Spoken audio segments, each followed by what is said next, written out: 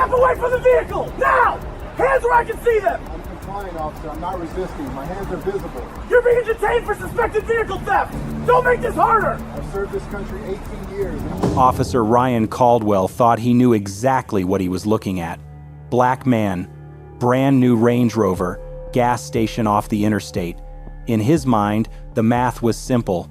Someone like that doesn't drive a vehicle like this. When the anonymous call came through at 7:43 p.m.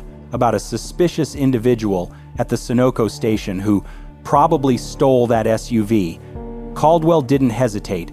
He didn't question the caller's assumptions. He didn't consider that a black man might legitimately own a $90,000 vehicle. He just saw what he wanted to see and acted on 11 years of biased instincts that had never been challenged.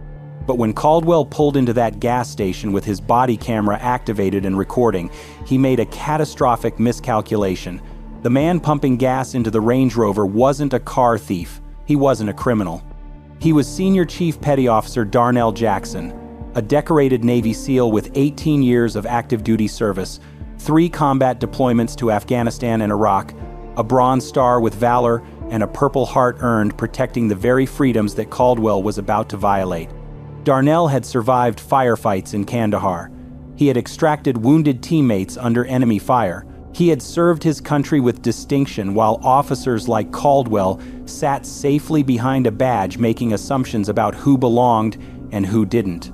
And now, standing at a gas pump on a Saturday evening, still wearing his Navy workout shirt with the SEAL trident visible on his chest, Darnell was about to face an enemy he never expected on American soil. What Caldwell didn't realize, what he couldn't have known in his rush to confirm his own prejudice, was that every second of what followed would be captured in crystal clear detail. His own body camera recording from his chest, his dash cam capturing the approach, the gas station's security system documenting everything from 3 separate angles, the overhead fluorescent lights providing perfect visibility, every word and gesture preserved in high definition. The footage would eventually cost Riverside County $14.8 million, but more than that, it would expose a pattern of discrimination that had been protected for over a decade, finally brought down by the very technology meant to ensure accountability. Officer Ryan Caldwell had been with the Riverside County Sheriff's Department for 11 years, building what his supervisors called an impressive record of proactive policing. He was known for making stops that other deputies might hesitate on, for trusting his gut when something felt off. His arrest numbers were consistently high. His quarterly reviews glowed with praise. On paper, he was exactly the kind of officer the department wanted patrolling the interstate corridors. But beneath that polished reputation lay a pattern that should have ended his career years earlier. 19 civilian complaints over 8 years, each one telling the same story. Black drivers stopped for vague reasons. Hispanic families questioned about their immigration status during routine traffic stops. People of color detained, searched, and humiliated based on nothing more than Caldwell's instincts about who belonged in certain vehicles or certain neighborhoods. Every single complaint had been reviewed by Internal Affairs. Every single one had been dismissed as a misunderstanding, as the word of a citizen against the word of a deputy. Caldwell had learned the system well. As long as he claimed reasonable suspicion, as long as he used the right language in his reports, the department would protect him. The pattern was undeniable to anyone willing to look. Over the past 4 years alone, Caldwell had conducted 31 stops of black drivers in luxury vehicles: BMW, Mercedes, Lexus, Range Rover. Each time, the same justification. Anonymous tip, suspicious behavior, vehicle doesn't match the driver. And each time, 0 actual vehicle thefts discovered. Every driver had been legitimate. Every stop had been pretextual. But perhaps most damning was the body camera evidence, or rather, the lack of it. On 14 separate occasions when complaints were filed against Caldwell, his body camera footage was mysteriously corrupted, malfunctioning, or simply not activated. Technical difficulties that seemed to occur only when his actions were being questioned. His supervisors noted the pattern in internal memos but took no action, praising his effectiveness while ignoring the complaints that piled up in his personnel file. On this particular Saturday evening, however, Caldwell's camera was working perfectly, every moment preserved, every word recorded, every assumption documented in devastating clarity. Senior Chief Petty Officer Darnell Jackson had spent 18 years serving a country that didn't always serve him back. Born and raised in Norfolk, Virginia, the son of a shipyard welder and a school nurse, Darnell had grown up watching Navy vessels glide through the harbor and dreaming of something bigger than the small apartment where he shared a bedroom with two brothers. At 19, he enlisted. By 22, he had earned the right to wear the trident, becoming one of the elite few to complete basic underwater demolition, SEAL training, a program with an 80% attrition rate that broke men who thought they were unbreakable. 3 deployments to Afghanistan, 2 to Iraq. Darnell had seen things that would haunt most people forever, had done things that kept American families safe while they slept. His Bronze Star with Valor came from a mission in Helmand Province, where he carried a wounded teammate 2 miles under enemy fire. His Purple Heart came from shrapnel that still set off metal detectors at airports. A permanent reminder embedded in his left shoulder of a night in Fallujah that killed 2 of his brothers, now 42. Darnell was stationed at Naval Base Coronado in San Diego, training the next generation of SEALs, passing on the knowledge that had kept him alive through 5 combat deployments. He had recently returned from his final overseas tour, transitioning toward a training role that would let him spend more time with his family. The Range Rover had been his gift to himself. 18 years of combat pay, hazard duty incentives, and careful savings finally converted into something tangible. Something he could drive home to his wife, Regina, an elementary school principal who had held their family together through every deployment, every sleepless night wondering if the knock would come at her door. Something his children, 14-year-old Marcus Jr. and 11-year-old Destiny, could see and understand that their father's sacrifices had meant something. Darnell had earned that vehicle with blood, sweat, and service. He had paperwork proving every dollar. But to Officer Ryan Caldwell, none of that would matter. To Caldwell, Darnell was just another black man who didn't belong behind the wheel of a luxury SUV. Saturday evening, 7:47 p.m. The California sun had just dipped below the horizon, leaving the sky streaked with orange and purple as Darnell pulled his Range Rover into the Sunoco station off Interstate 15 inches, Riverside County. He was 40 minutes from home, tired from a long week of training exercises, thinking about nothing more complicated than dinner with his family and maybe catching the end of the Padres game. The gas station sat at the edge of a commercial strip, one of those anonymous roadside stops that served commuters and travelers passing through. A convenience store with bright fluorescent lights spilling through plate glass windows, 4 pump islands arranged in neat rows, a small parking area where a few cars sat empty while their owners grabbed snacks inside. The overhead lights cast everything in sharp, clinical brightness, the kind of lighting that captured every detail with unforgiving clarity. Darnell pulled up to pump 3, killed the engine, and stepped out into the warm evening air. He was still wearing his Navy workout shirt, the fabric stretched across his broad shoulders, the SEAL Trident emblem clearly visible on the left chest, dog tags hung beneath the collar. His military short haircut and disciplined posture marked him as service even without the insignia. Anyone paying attention would have recognized him immediately as exactly what he was, a career military man, not a car thief. What Darnell didn't notice as he inserted his credit card and began pumping gas was the sheriff's department cruiser that had pulled into the station's lot. He didn't see Officer Caldwell watching him from across the pump islands, eyes narrowing at the sight of a black man and a brand new Range Rover. He didn't know that an anonymous caller had already reported a suspicious individual at this location, providing no evidence, no specifics, just the assumption that would set everything in motion. The gas station's security system recorded from 3 separate angles. Caldwell's dash cam captured his approach from the patrol car. His body camera activated the moment he stepped out of the vehicle. Every camera watching, every detail preserved. The stage was set for a confrontation that would change multiple lives forever. Caldwell's body camera activated the moment he stepped out of his patrol car, the lens capturing his view as he walked across the gas station lot toward the Range Rover. The overhead fluorescence bathed everything in bright, Even light, perfect visibility for the footage that would later be examined frame by frame. His right hand moved instinctively to rest on his service weapon, a gesture captured clearly on the dash cam, still recording from his cruiser. Darnell had just finished pumping gas and was replacing the nozzle when he heard footsteps approaching. He turned to see Caldwell walking toward him with that particular stride that law enforcement uses when they've already made up their minds about someone.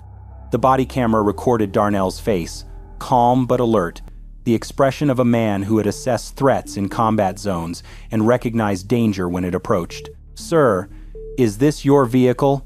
Caldwell's voice carried the tone of accusation disguised as inquiry, every word captured in crystal-clear audio. Darnell's military training kicked in immediately. Stay calm, keep hands visible, comply with lawful orders. De-escalate. "Yes, officer, it's my vehicle. Is there a problem? I need to see your license, registration, and proof of ownership." Caldwell's hand remained on his weapon, the body camera recording the positioning that any use of force expert would later describe as inappropriate escalation for a routine vehicle inquiry. Darnell moved slowly and deliberately, narrating his actions the way he'd been trained to do during interactions with law enforcement. "I'm reaching for my wallet in my back pocket. My registration is in the glove compartment."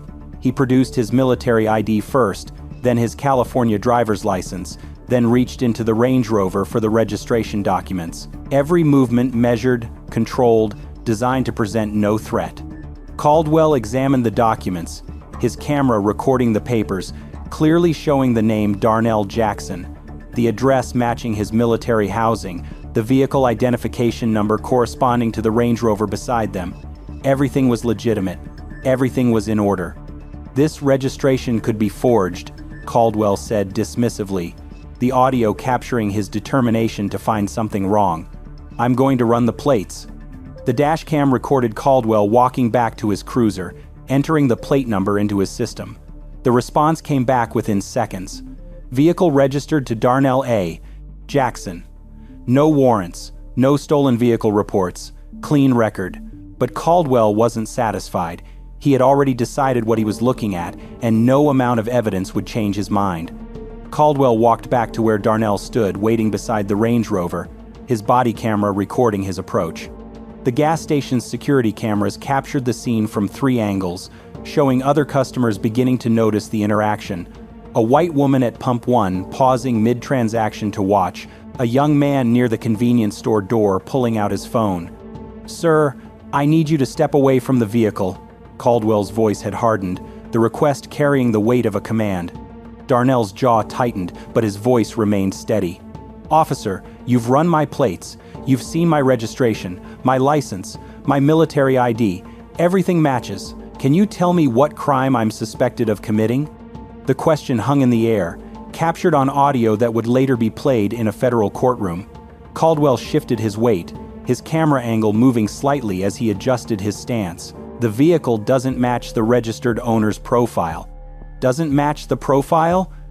Darnell repeated the words slowly, their meaning settling over him like a weight he'd carried before. "Officer, I'm a senior chief petty officer in the United States Navy. I'm a SEAL." He gestured to the trident on his chest, the emblem visible in the bright station lights. "My name is Darnell Jackson. The registration says Darnell Jackson. My military ID says Darnell Jackson. What profile doesn't match?" Caldwell's face flushed slightly, the color change visible on the security footage despite the fluorescent lighting. He reached for his radio, his body camera recording his own hand as he keyed the microphone. "Dispatch, this is Unit 47.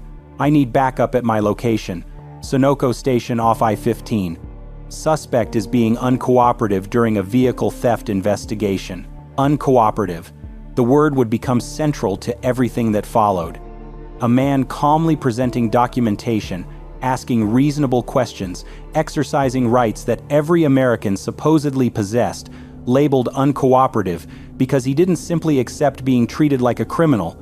7 minutes later, a second patrol car pulled into the station. Officer Amanda Reeves stepped out, her own body camera activated, providing a second angle on the confrontation. She took in the scene quickly, a decorated Navy SEAL standing calmly beside his legally registered vehicle, Caldwell hovering with his hand near his weapon, the tension radiating between them. Her camera captured her expression as she assessed the situation, the slight furrow of her brow, the questioning look she shot toward Caldwell. Something was wrong here. She could sense it immediately. But Caldwell was senior, and she was still navigating the politics of a department that protected its own. Caldwell's hand moved from resting on his weapon to drawing it, the motion captured in sharp detail on his body camera. The fluorescent lights gleamed off the barrel as he leveled it at Darnell's chest, his voice rising loud enough for everyone at the station to hear. "Step away from the vehicle now. Hands where I can see them." The gas station fell silent. The woman at Pump 1 dropped her credit card. The young man near the convenience store raised his phone higher, the screen glowing as he recorded. 2 other customers emerged from their vehicles, phones already out, capturing the scene from multiple angles. Within seconds, 4 civilian cameras had joined the body cameras and security footage, all of them documenting what was unfolding. Darnell's training took over completely. He had stared down enemy combatants in Fallujah. He had maintained composure under fire that would have broken most men. But he also knew the statistics. He knew that black men died during traffic stops. He knew that sudden movements could be interpreted as threats. So he moved with excruciating slowness, his hands rising to shoulder height, palms open and facing forward, every gesture designed to keep him alive. "I'm complying, officer. I'm not resisting. My hands are visible." His voice was steady, calm, the voice of a man who understood that his survival depended on absolute control. Caldwell holstered his weapon and closed the distance quickly, grabbing Darnell's arm and spinning him around against the Range Rover. The body camera captured the impact, Darnell's face pressed against the window of his own vehicle, the sealed trident on his shirt visible in the frame as Caldwell wrenched his arms behind his back. The metallic click of handcuffs echoed in the evening air. "You're being detained for suspected vehicle theft pending verification." The gas station's front door swung open, and a middle-aged man in a Sunoco polo shirt hurried out, his name tag identifying him as the manager. "Officer, wait! I've got security cameras. I can show you this man drove in normally, pumped his gas, paid with a credit card. There's no theft here." Caldwell didn't even turn around. "Sir, step back. This is a law enforcement matter." Reeves moved closer, her body camera capturing her approach. "Ryan," she said quietly, her voice barely audible on the audio but still recorded, "his documentation is clean. The plates came back registered to him. Maybe we should look at the security footage before—" "I've got this handled." Caldwell cut her off, his tone brooking no argument. "The vehicle doesn't match. We're taking him in for verification." Reeves's camera captured her expression, the conflict visible on her face, the knowledge that she was watching something wrong unfold, and the institutional pressure telling her to stay silent. She stepped back, but she didn't turn off her camera. That decision would matter later. The back of Caldwell's patrol car was cramped and smelled of stale sweat and fear, the accumulated residue of everyone who had sat in this space before. Darnell's hands throbbed where the cuffs bit into his wrists, tightened beyond what was necessary, the metal edges pressing against the bones.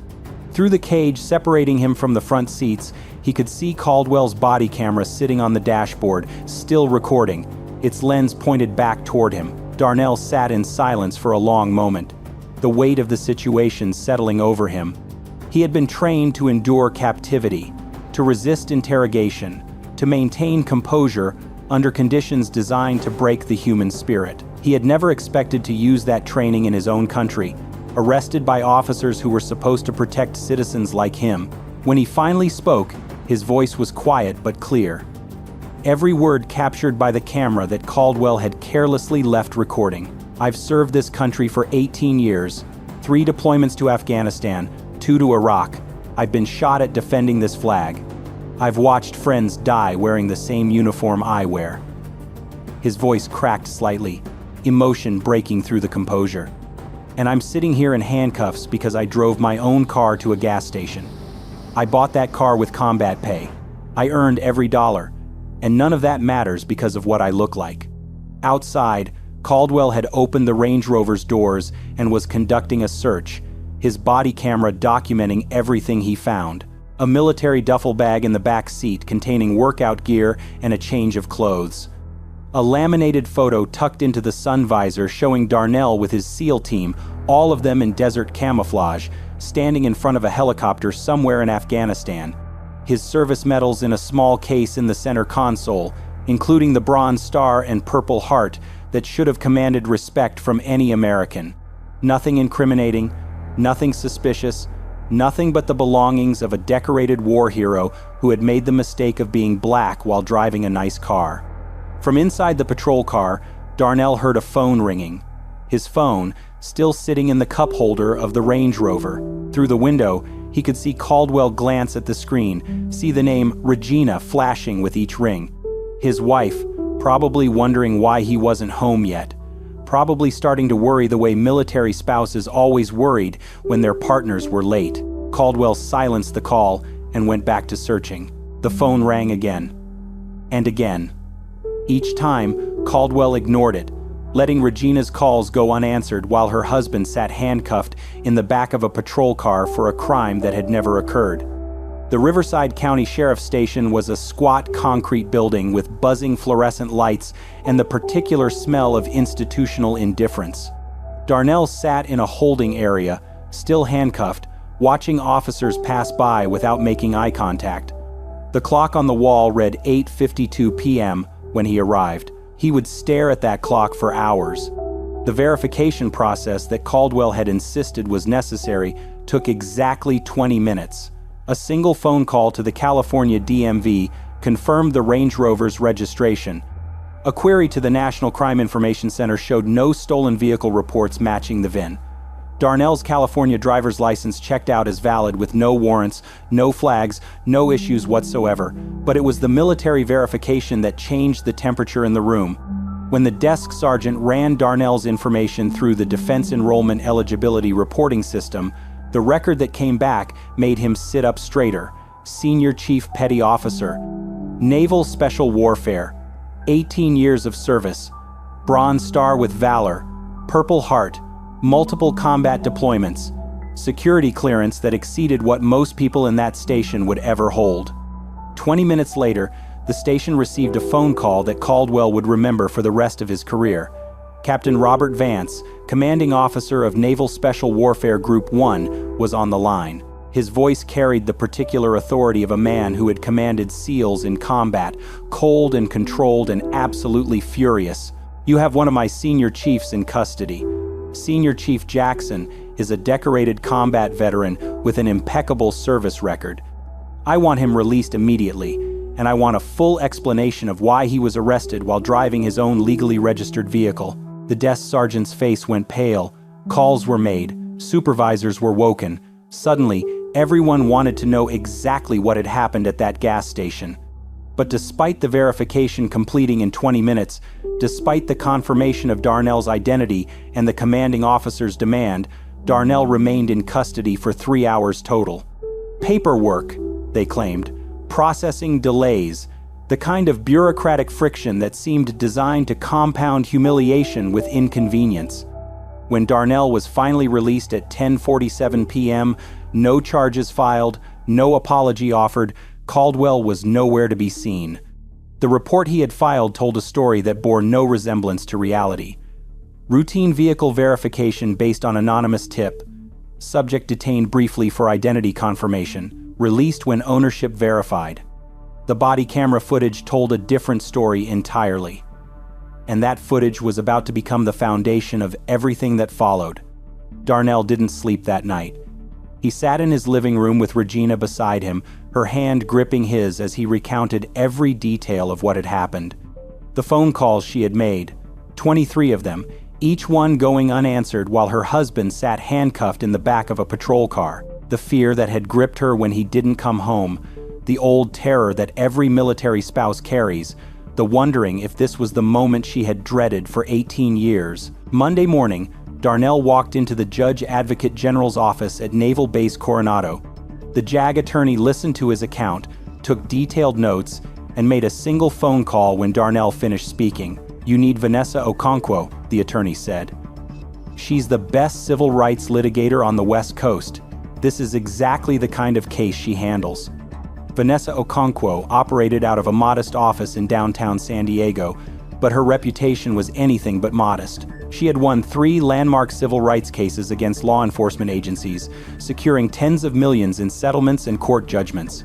When she watched the body camera footage that Darnell's JAG contact had already begun requesting through military channels, her expression hardened into something that Caldwell should have feared. "This isn't just your case," she told Darnell.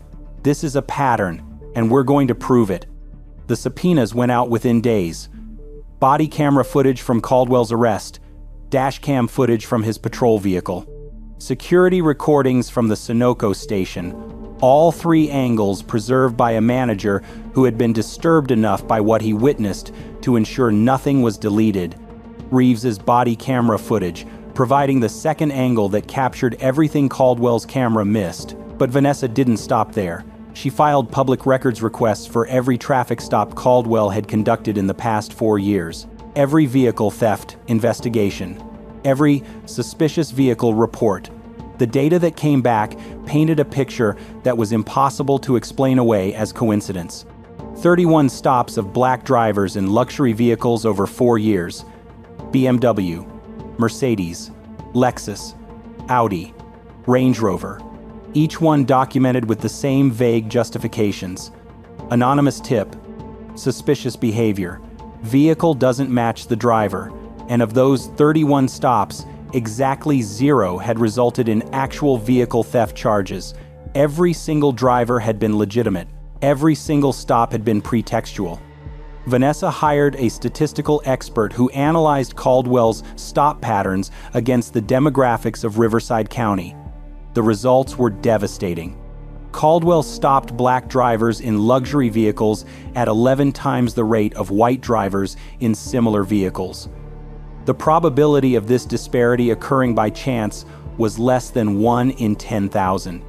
The pattern was undeniable, the evidence was irrefutable, and every moment of it had been captured on cameras that Caldwell himself had activated. The federal courthouse in downtown San Diego had seen its share of high-profile cases, but nothing quite like this. 8 months after that Saturday evening at the gas station, Vanessa Okonkwo filed a federal civil rights lawsuit against Officer Ryan Caldwell, the Riverside County Sheriff's Department, and the County of Riverside. The complaint alleged violations of the Fourth Amendment, false arrest, racial discrimination under Section 1983, and intentional infliction of emotional distress. The trial began 19 months after the incident, and from the first day, the courtroom was packed beyond capacity. Military veterans filled the front rows, many wearing caps and jackets identifying their service branches, their presence a silent statement about what it meant to target one of their own. Civil rights advocates occupied the middle sections, representatives from the NAACP, the ACLU, and veterans organizations who saw this case as a referendum on how America treated those who served. Media filled the back rows, cameras set up in the hallway for the updates that would lead evening newscasts across the country. Vanessa's opening statement was surgical. "You're going to watch a decorated Navy SEAL get arrested for driving his own car. You're going to see him present his military ID and watch it be dismissed.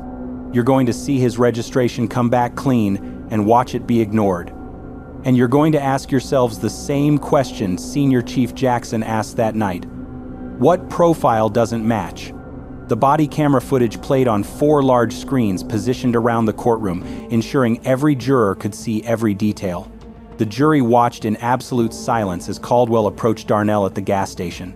They watched him demand identification. They watched Darnell comply calmly, professionally, presenting his military ID with the SEAL trident clearly visible. They watched Caldwell dismiss it without consideration. They watched the registration come back clean, registered to Darnell Jackson, exactly matching the man standing in front of Caldwell. They watched Caldwell ignore this confirmation. They watched him draw his weapon on an unarmed veteran who had done nothing wrong. They watched the handcuffs close around wrists that had carried wounded teammates to safety in Afghanistan. When the footage of Darnell's statement in the patrol car played, his voice filling the courtroom with quiet dignity and barely contained pain, 3 jurors wiped their eyes. "I've served this country for 18 years. I've been shot at defending this flag, and I'm being arrested for driving my own car." Officer Amanda Reeves took the stand on the trial's 4th day. She had resigned from the sheriff's department 6 months earlier, unwilling to continue working for an agency that had protected Caldwell for so long. Her testimony was devastating. "I knew something was wrong the moment I arrived on scene," she said, her voice steady. Senior Chief Jackson was calm, cooperative, and had provided documentation proving the vehicle was his. "I told Officer Caldwell we should review the security footage before proceeding. He overruled me. He said he had it handled." "Did you believe the arrest was lawful?" Vanessa asked. "No. I believed it was racial profiling. I still believe that." Expert witnesses followed. A professor of criminology explained the mechanics of pretextual stops and how racial bias manifests in traffic enforcement. A statistician walked the jury through Caldwell's stop patterns, the 11-to-1 disparity that couldn't be explained by chance. A psychologist testified about the particular trauma experienced by Black Americans during police encounters, the accumulated weight of being treated as suspect in your own country. Caldwell's defense was predictable. Honest mistake. Anonymous tip created reasonable suspicion. No racial animus intended. But every excuse crumbled against the footage his own camera had captured. An honest mistake, Vanessa said in her closing argument, is when you write down the wrong license plate number. An honest mistake is when you mishear a dispatch call. What Officer Caldwell did was look at a black man in a nice car and decide he didn't belong. That's not a mistake. That's discrimination, and you have the power to say it's unacceptable.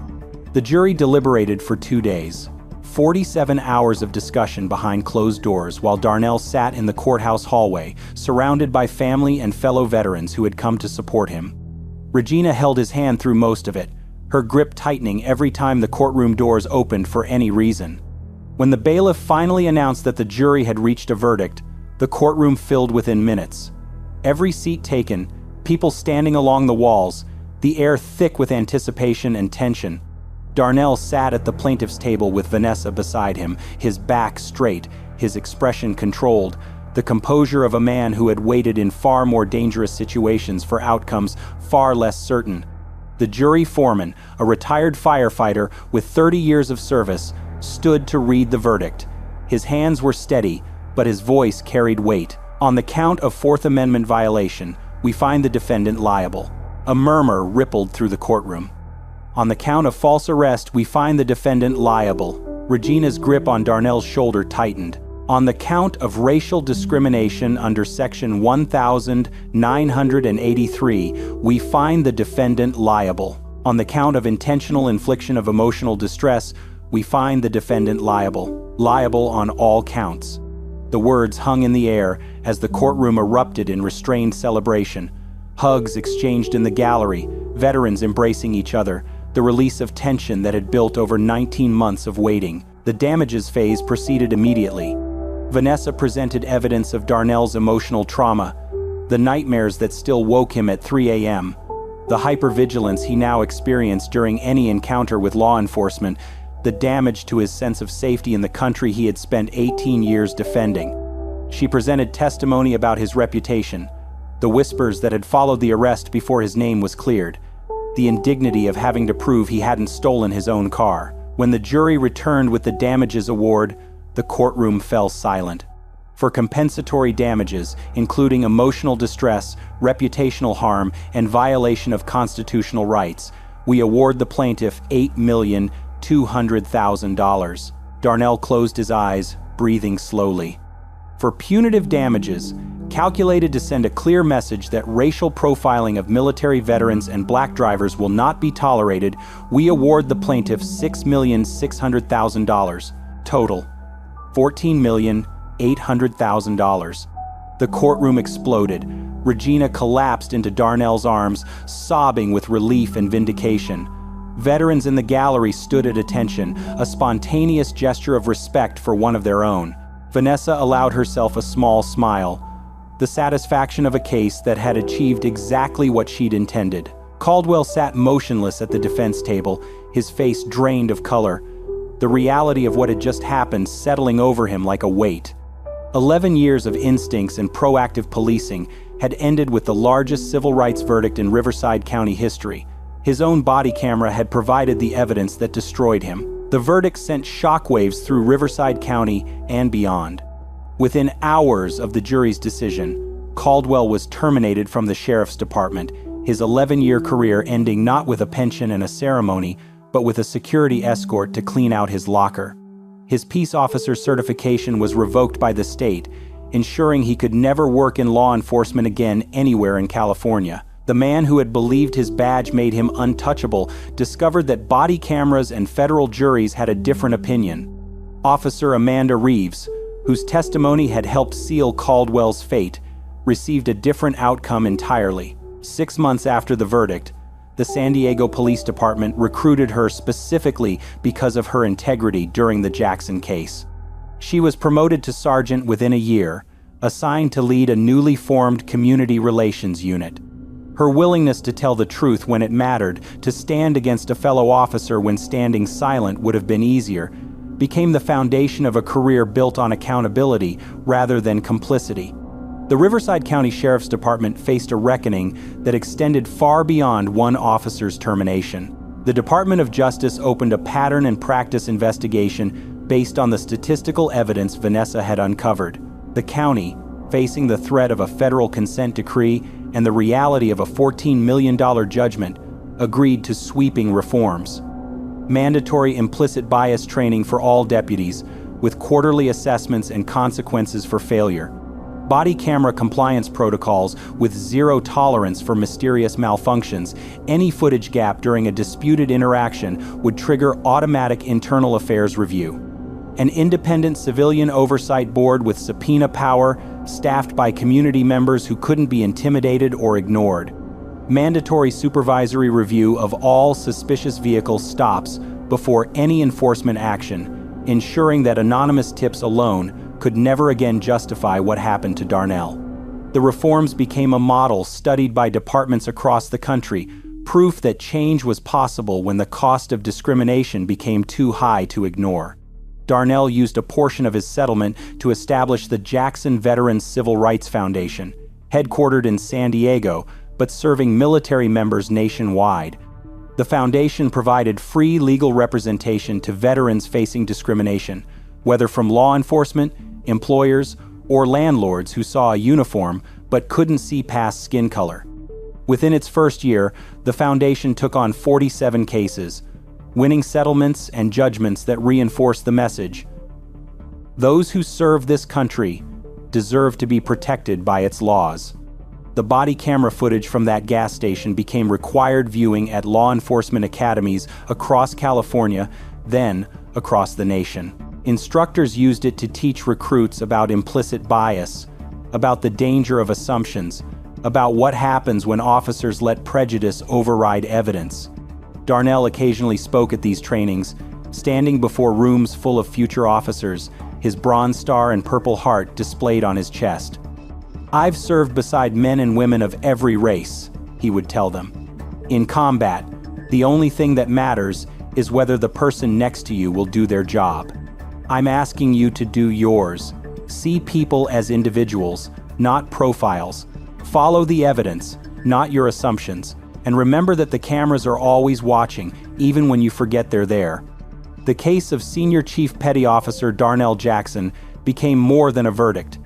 It became a turning point, cited in legal briefs and academic papers, discussed in community forums and congressional hearings. A reminder that accountability was possible, that technology could expose what institutions tried to hide, that one man's refusal to accept injustice could change systems that seemed immovable. Senior Chief Petty Officer Darnell Jackson stopped at a gas station on his way home from serving his country. He was driving a car he had earned with 18 years of combat pay and sacrifice. He was wearing a shirt that identified him as one of America's elite warriors. And none of it mattered to an officer who saw only the color of his skin. But what Officer Ryan Caldwell forgot, what so many like him forget, is that the truth has a way of surfacing. Body cameras record, security footage preserves, Witnesses remember, and when the evidence is overwhelming, when the pattern is undeniable, when 12 ordinary citizens sit in a jury box and watch discrimination unfold in high definition, justice becomes possible. If you believe that serving your country should protect you from being treated like a criminal, that driving while black is not a crime, and that those who sacrifice for our freedom deserve to enjoy it, hit that subscribe button and turn on notifications. Tomorrow we have another story of courage triumphing over injustice. Because the truth, recorded on body cameras and vindicated in court, reminds us that no badge is above the Constitution that Darnell Jackson swore to defend. The same Constitution that protects all of us, regardless of what we drive or what we look like. The same Constitution that Officer Caldwell forgot and that a federal jury remembered. $14,800,000, 4 body cameras, 1 decorated veteran who refused to accept that his service meant nothing, and a reminder that in America, the arc of justice may be long, but it bends toward accountability when brave people refuse to stay silent. This case was brutal, but this case on the right-hand side is even more insane.